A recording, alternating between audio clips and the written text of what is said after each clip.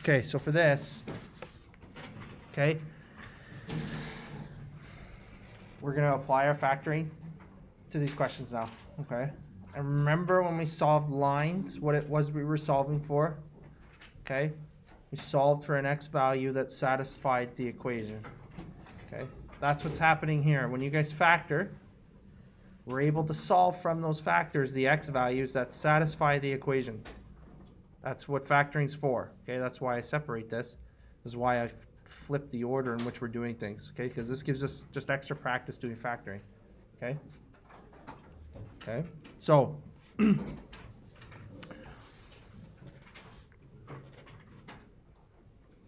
so what happens if it's not linear, meaning x has an exponent other than 1, okay?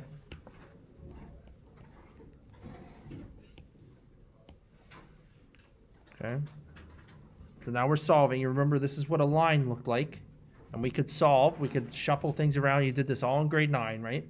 We shuffled around, we got 2x minus 3x is equal to negative 4 minus 6, right? And we just solved for x. That's what factoring does for you with quadratics. We are solving. That's what this whole unit 5 is about, solving quadratics, okay? Much like we solved lines. We're just trying to get x equals something, okay? That's what we're after. Okay, so how do we solve it?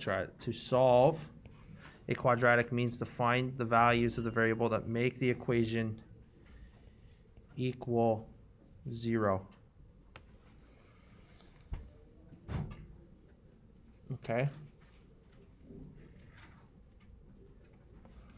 Or we could say left side equals right side, okay? So, methods. We're going to factor. That's why we just spent the last 6 units doing, or 6 lessons doing, right? Okay, so you're going to recall we got something that looked like this. A x minus s times x minus t, okay? S and t are just numbers. Okay, we just spent a good chunk of the morning just doing that, and some of yesterday, right? That's factored form. Okay. Factor method. Okay, the second form we'll do later. I think that's 5.2. We're going to do what we call the square root method.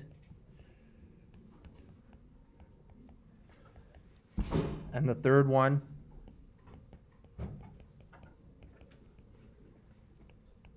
is the quadratic equation. Okay, it's very important to remember in your head, this is spitting out x values that satisfy a quadratic equation. The same way when you solved for x in linear equations, it spat out the x value that satisfied that linear equation. It's the exact same thing. We're just applying a different process to it too this time now. Yeah, right up. Is the second one that gives, is that the one that gives you vertex form? Yes, you're given an equation in vertex form and you use square root method to solve for the variable directly. We'll do that. Okay? Because I've shuffled it around a little bit, yeah, it's vertex form. Typically, I would have shown you vertex form first, so we would have done a bunch of work with it, and you'd be familiar with it. We will do it. It's just not the highlight of these 2 units in particular, okay? It's a highlight of the next unit before we do trig, okay? We'll highlight this after, okay? We haven't done a lot with it yet. What's the first word say? Here? Oh, no, like on the Vertex. oh, the first one. Vertex, yeah. We'll deal with that after. I'll give you like a little precursor tomorrow. Well, maybe this afternoon, we'll see. Okay. Quadratic equation deals with standard form. Okay. I realize we're doing things out of order a little bit, but this is why I typically do it in a little bit of a different order, but I thought it'd be good for us to get more factoring practice. So we'll just shuffle it up. Okay. Is that okay? So each of these are good at their own thing separately, okay? But sometimes it can be tricky trying to, this is why we show you 3 different methods, because you have 3 different kinds of quadratics, the way that can be written, okay? So when a quadratic is in factored form, okay, remember factored form looks like this guy up here. That's factored form, which we just spent two days doing, okay? Factoring. Okay, when it looks like that, we can solve for the x values.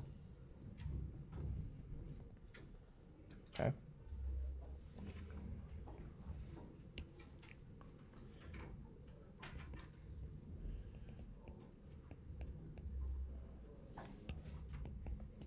This will mean more in a sec. Okay.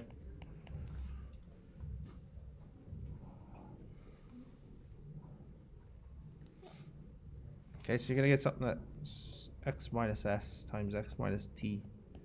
Okay. Does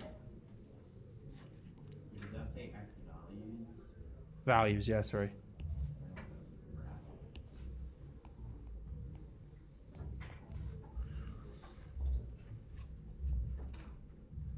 Okay.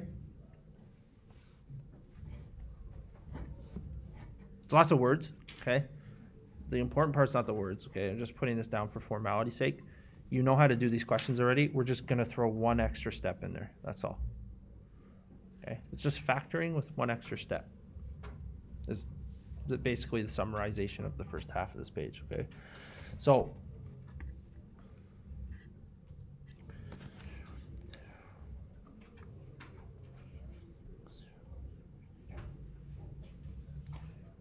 if we move all the equation to one side and set it equal to 0, we can form mini, we'll call them equations, okay? Mini equations that we can solve for what the variable is. Hi. Yeah. Hey? Yeah. Mind picking up the phone, please? Yeah. Okay. Can you guys just try and rearrange that and factor it for me?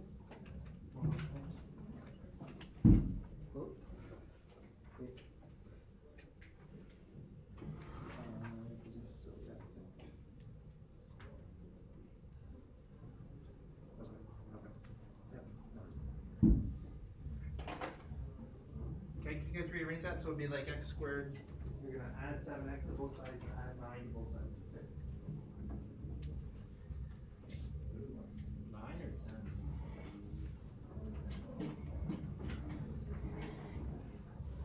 Sorry, what did you say, Retta?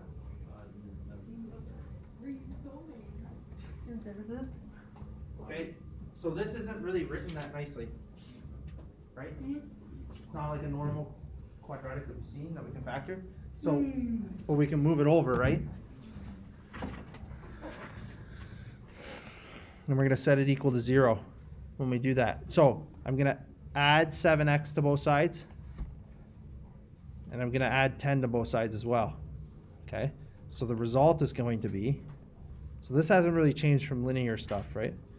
X. Coco, did we change the mic?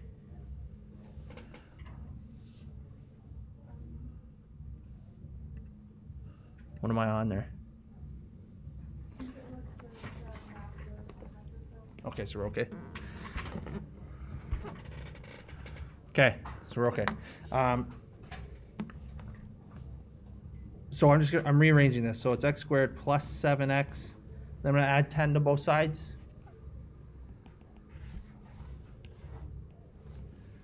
Okay? That's equal to 0. All right? So now we can factor this thing. Okay? You know how to do that. What kind of trinomial is that? Simple. It's a simple one. Okay, so I'm just going to try and find two numbers that multiply to 10 and add to 7. So let's just start making a list. 1 and 10. Not going to work. 2 and 5.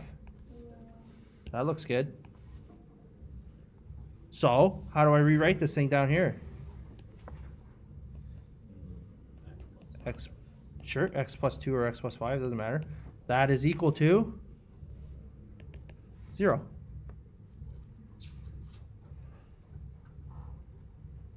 So step 3 here is let each factor, a factor is each of these pieces individually. They are both factors, right?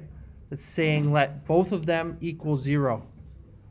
Like mini equations, you're going to solve for x. So x plus 2 equals 0, x plus 5 equals 0.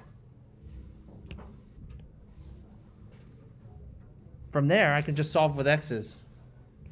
X equals -2, x equals 5. Oh, is this like the find Negative. the roots? Let's find the roots. Wait, wouldn't it be -5? Yeah.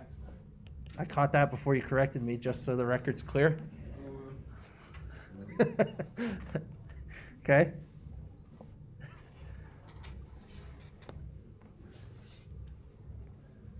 That doesn't mean anything to you yet.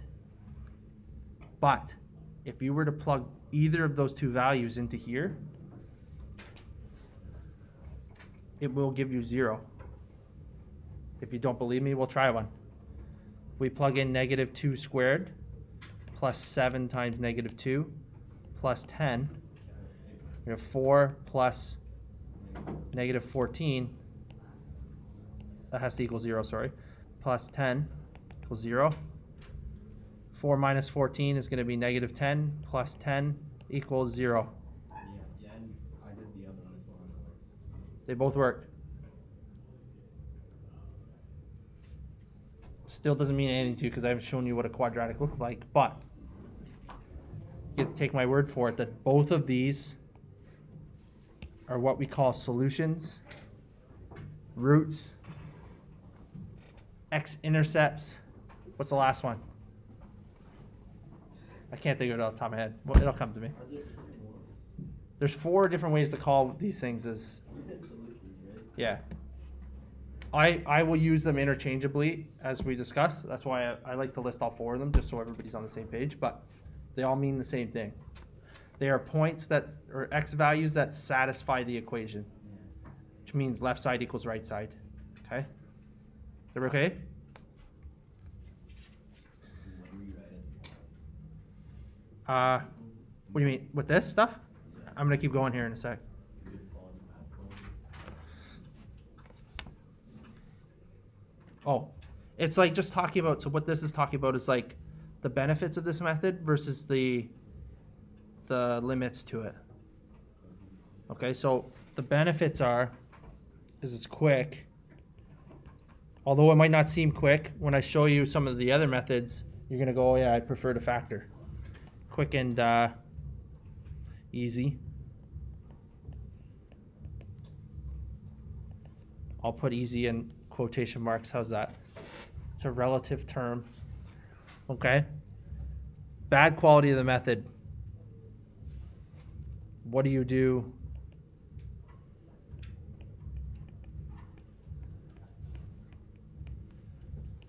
if you can't factor?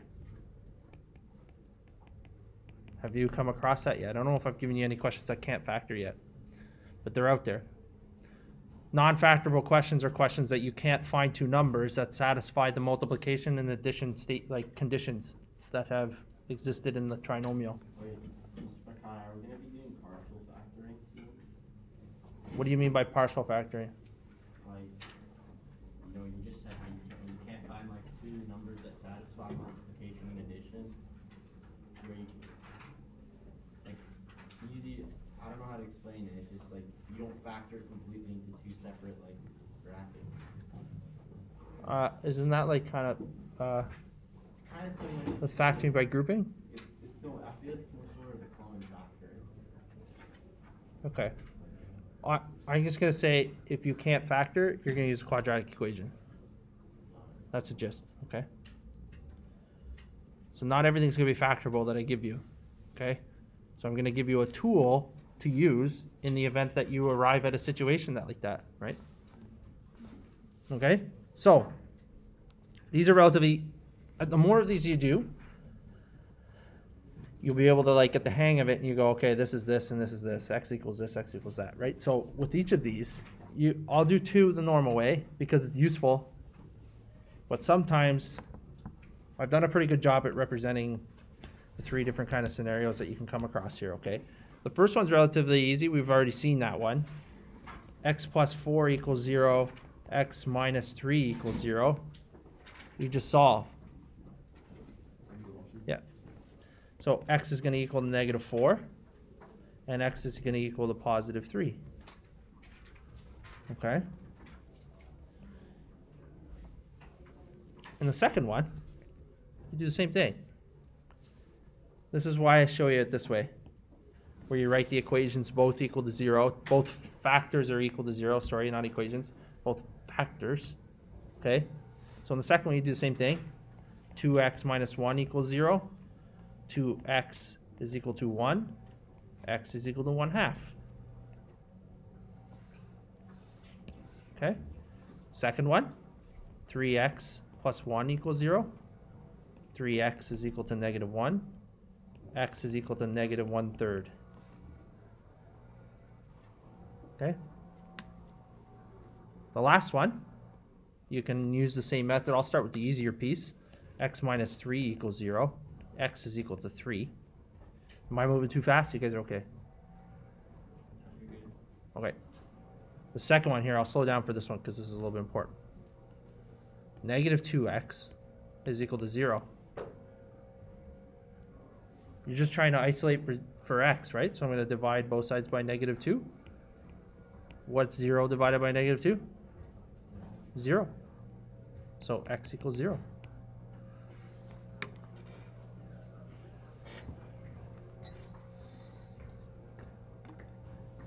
Yeah, Brad. Isn't it like when you're finding roots, if like part of like the equation is like a multiplication, isn't that root always going to be 0? Like when you're multiplying something 0. Yeah. You'll see that. If you factor, for instance, a perfect question would be something like this. This is just Retta's question. 2x squared plus 4x. You're not going to factor that as a trinomial. You're going to see that there's a common factor there, right? So you're going to go, that's 0 is equal to that. You're going to go, oh, I can divide both of these terms by 2x. 2x, open a bracket. What's left after you factor the 2x out? X plus 2. Oh. So Red is saying, if you have something multiplied against n, one of the values is going to be x equals 0 from that one. The other one is going to be x equals negative 2 from this one. Does that make sense? We'll do more of them, and you will come across it, and I'll help you as we go, okay? But if you see a multiplication like this question, one of them has to be 0.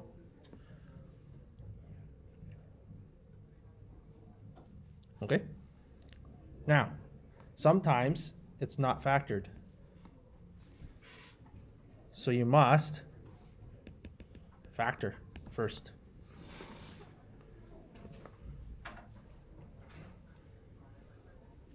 Okay? So, in the first one, I'm going to factor it. Is it what kind of trinomial is it? It's a trinomial because 1, 2, 3 terms. So what kind is it? Is it simple or complex? Or perfect square? It's just a simple one. It's not perfect square because I can't square root 14. Okay, so now it's a simple one. So, okay, need 2 numbers to multiply to 14, add to 9.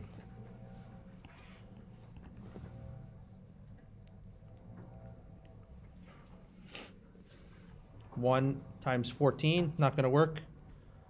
2 times 7. Oh, that's nice. Okay, so rewrite the simple trinomial as x plus 2 times x plus 7 is equal to 0. This question specifically says solve for x in the following. It does not just say factor. It says solve x plus 2 equals 0. X plus 7 equals 0. X is going to equal negative 2. X is equal to negative 7.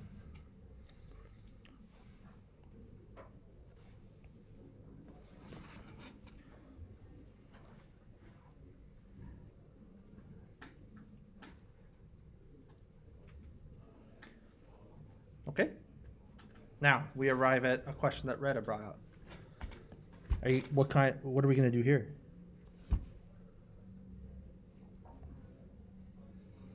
Not so nice. It's not trinomial, but there is something common between the two pieces. The numbers, no. So I can't take anything out with the numbers because it's 2 and 5. There's nothing common between 2 and 5, right? But I can take out an x, right? So I'm going to write, okay, x, what's left after I remove the x? Negative 2x plus 5 is equal to 0. Retta said we had an x multiplied by like a binomial. X, remember this is like two pieces, right? Like what we got here. We got two pieces here. We still have two pieces here. And what did I do? I wrote one piece is equal to 0, the other piece is equal to 0. Well, okay. One piece is equal to 0, the other one is equal to 0.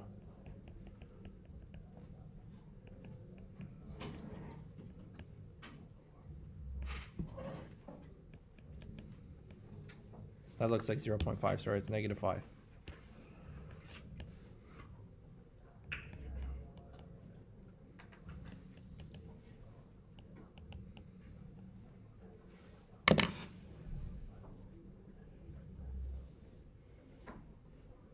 Did we get the idea?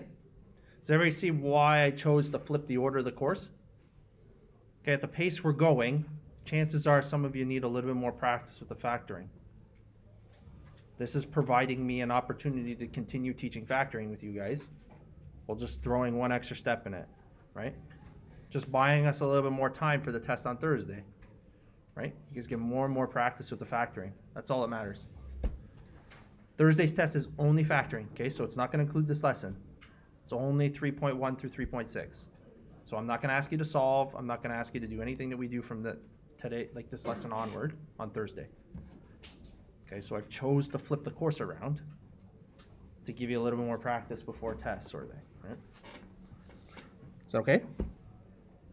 So let's just do one more, okay? And then there's tons of questions here. And I'll give you a practice sheet, okay? And this is, we're almost good, okay? Say,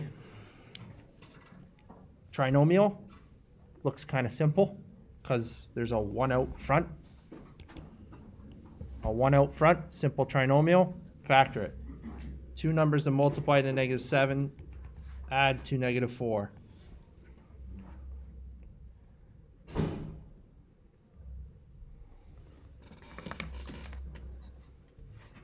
Write your list. Start writing your factors.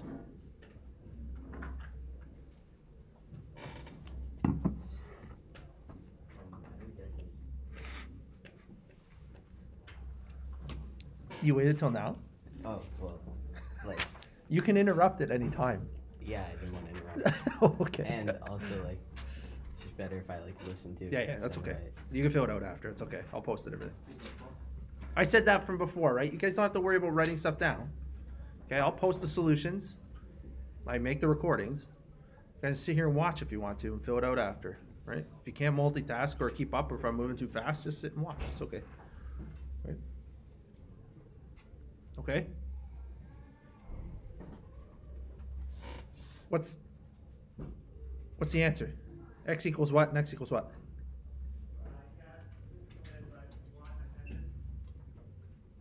What are the two numbers? Did I stump you?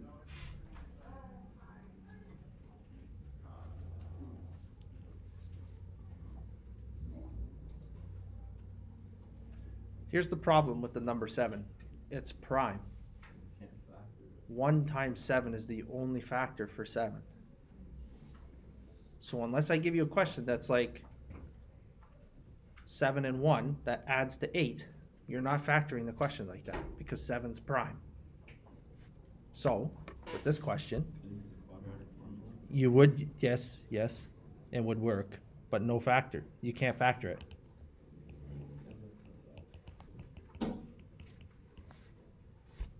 Okay, 1 times 7 is the only one.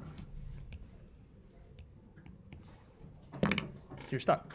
So if I gave you a question like that on a test and you said can't factor, you get 3 marks. So if you really wanted to, you could write can't factor on all of the questions and you'd get 3 marks out of the test. There's a game plan. You guarantee yourself 3 marks. Not a good game plan. I didn't say it was a good game plan. I said it was a game plan.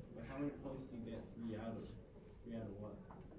Well, I don't know. It might be 40, 41. I don't know. 45, 50. I could be anything I want. Depends how many questions I put on the test. Just know there will be one of those there.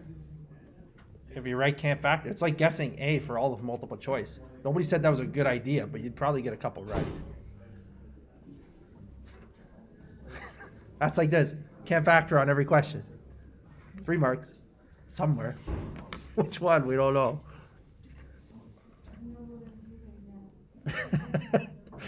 Okay? Is that good? I'm going to do,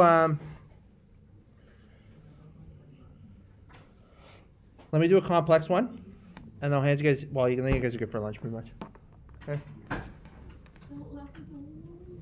Let's do a complex one. Now, the way this stands, what are you going to do? You can't factor it as is. Remember, when you go to solve a quadratic, it always has to equal 0. It does not equal 0 in its present state. So you're going to have to do some shuffling around. 2x squared plus 13x minus 15 is equal to 0. So all I did was subtract 15 from both sides, right?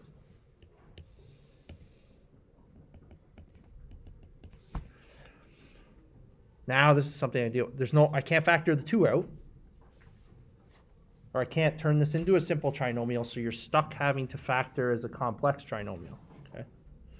So I need 2 numbers that multiply to 2 times negative 15 is negative 30, and add to 13.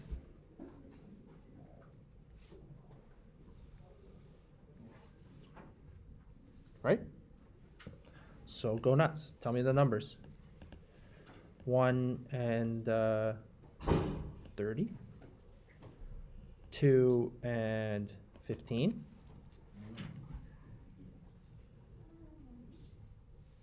Looks like it's going to work. Right? It looks like it's going to work because the difference, well, you get 13. The difference is 2 there. But, yes, Gogo? You make the 2 negative. If I make the 2 negative, negative 2 times 15 satisfies the multiplication aspect of this question, which is the negative 30. But negative 2 plus 15 it also satisfies the fact that it's plus 13, positive 13. So, remember, it's not as simple. You just don't get to go x minus 2 plus x plus 15 or whatever, right? We're not doing that. This is a complex trinomial. It's complex for a reason. It's just a little bit harder. So you better do the harder process. So that means either use your table or use decomposition, right? For the purposes of the space here, we'll do more questions this afternoon, but just for the purposes of the space, I don't necessarily have the room to draw the table. So I'll just do decomposition here, okay? Remember with decomposition, the numbers on the end carry down. So I'm going to get 2x squared, and then we decompose the middle term into negative 2x plus 15x minus 15. I have selected these correct in a way that makes sense because the 15s go together and the 2's go together, right?